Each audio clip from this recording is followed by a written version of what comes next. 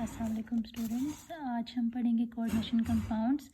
These compounds which contain those compounds which contain complex molecules or complex sign capable of independent existence are called coordination compounds or complex compounds. ठीक है.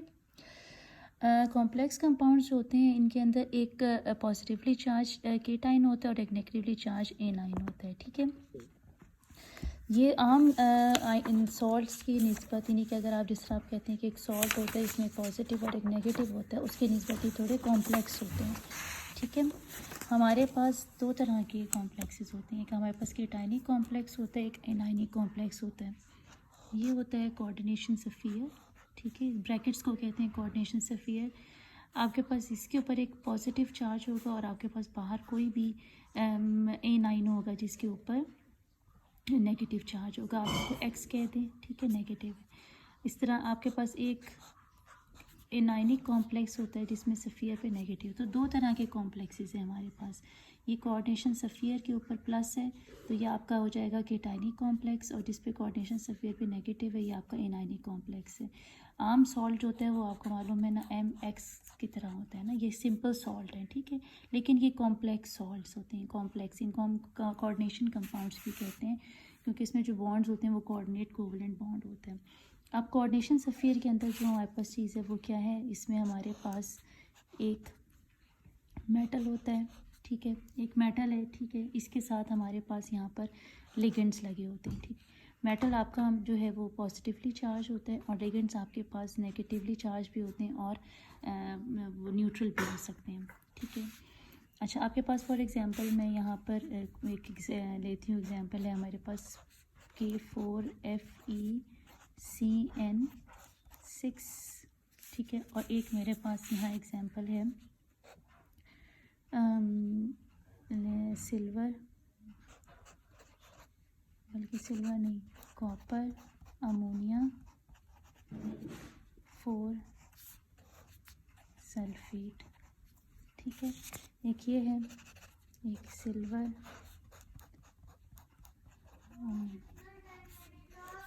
Cl. ठीक है. अब आप यहाँ देखें तो यहाँ पर आपके पास पोटेशियम पे पॉजिटिव है और इस पूरे उसके ऊपर नेगेटिव है. ठीक है. और यहाँ पर इस कोऑर्डिनेशन सफ़ियर सल्फेट पे -2 चार्ज होता है. ठीक है.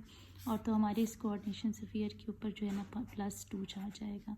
ये दोनों बैलेंस होने चाहिए. जैसे यहाँ पर -1 है तो ये +1, जिस तरह हम सॉल्ट्स में करते हैं. जैसे हम यहाँ पर करते हैं Na पे +1 आता है तो Cl पे -1 आना है चाहिए. तो ये दोनों चार्जेस भी बैलेंस होने चाहिए. तो यहाँ पर भी अगर हमारे पास पोटेशियम पे यहाँ पर 4 का मतलब है ये +4 है तो यहाँ पर भी ये -4 होगा तो ये न्यूट्रल हो जाएगा. एज सच न्यूट्रल हो जाएंगे, दोनों तरफ से चार्जेस बैलेंस हो जाएंगे. ठीक है. अब हमारे पास इसको हम कहते हैं लिगेंड.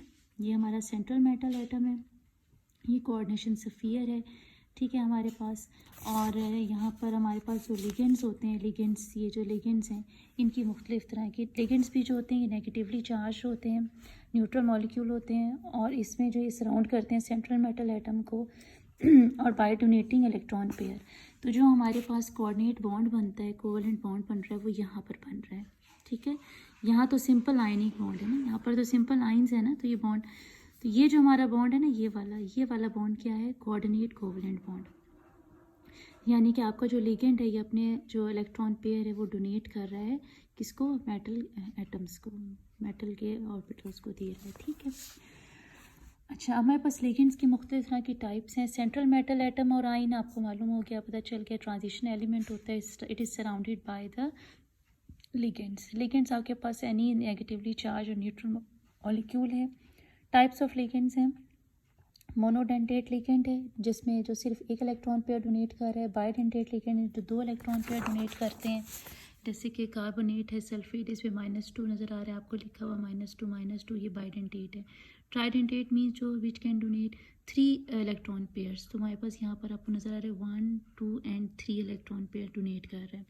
हेक्साडेंटेट सबसे मैक्सिमम बिगेस्ट लिगेंड होता है, लार्जेस्ट लिगेंड होता है जिसमें वो 6 इलेक्ट्रॉन पेयर देता है. जैसे 1, 2, 3, 4, 5, 6. ठीक है. 1, 2, 3, 4, 5, 6. अच्छा, अब कोऑर्डिनेशन नंबर क्या होता है. कोऑर्डिनेशन नंबर होता है बच्चों कि कितने नंबर ऑफ़ इलेक्ट्रॉन पेयर जो है डोनेट किए हैं लिगेंड ने टू सेंट्रल एटम। जैसे कि आपके पास यहाँ है FeCN6, यहाँ पर हमारे पास जो कोऑर्डिनेशन नंबर है वो 6 है, क्योंकि 6 जो है हमारे पास इलेक्ट्रॉन पेयर जा रहे हैं आयरन को।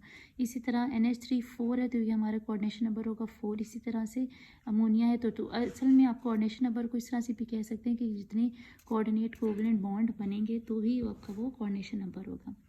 कोऑर्डिनेशन सफ़ियर हो गया, वो सफ़ियर वो ब्रैकेट्स हैं जिसके अंदर जो है वो आपके पास सेंट्रल मेटल एटम और लिगेंड की बॉन्डिंग्स हुई होती हैं, यानी कि वो मौजूद होते हैं, जिसके अंदर आपके पास जो है मेटल है और लिगेंड मौजूद है। अच्छा, इसी तरह चार्ज ऑन कोऑर्डिनेशन सफ़ियर हम कैसे फाइंड आउट करेंगे? चार्ज ऑन कोऑर्डिनेशन सफ़ियर भी इसी तरीके से फाइंड आउट करेंगे आपके पास कि ये दोनों चीज़ें बैलेंस हो जाएं। जैसे कि हमारे पास यहाँ पर है कि 4 FeCN6, यहाँ पर हमारे पास लिगेंड पे चार्ज है -1 का।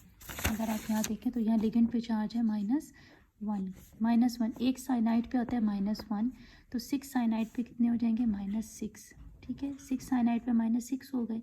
अब हमें बाहर लाना है -4, तो -6 में से अगर हम +2 करेंगे तो आ जाएगा -4। -6 + 2 तो क्या आ जाएगा? -4। तो ये हमारे पास -4 आ गया, क्योंकि -4 क्यों? क्योंकि बाहर है +4। ठीक है, ये चीज़ समझ आ गई।